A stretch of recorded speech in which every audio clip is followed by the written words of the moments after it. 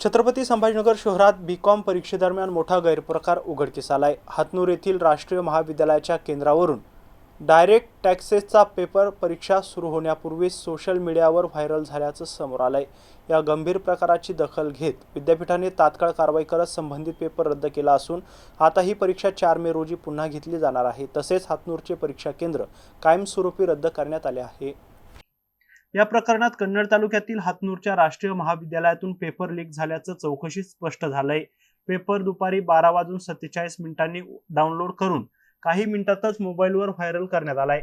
यानंतर विद्यापीठाने तातडीने समिती नेमून चौकशी केली आहे। समितीच्या अहवालानुसार बी.कॉम तृतीय वर्षाचा डायरेक्ट टॅक्सेस हा पेपर रद्द करण्यात आला असून 4 जिल्ह्यातील सुमारे 8,000 विद्यार्थ्यांवर याचा परिणाम झाला आहे। या प्रकरणी संबंधित कर्मचाऱ्यांविरोधात 48 तासात गुन्हा दाखल करण्याचे आदेश देण्यात आले आहेत। दरम्यान हातनूर केंद्रावरील सर्व विद्यार्थ्यांची पुढील परीक्षा कन्नड येथील शिवाजी महाविद्यालय आणि संत तुकाराम महाविद्यालय येथे घेतली जाणार आहे। विद्यापीठ प्रशासनाने या घटनेला अत्यंत गंभीर मानत संबंधितांवर कठोर कारवाईचा इशारा दिला आहे।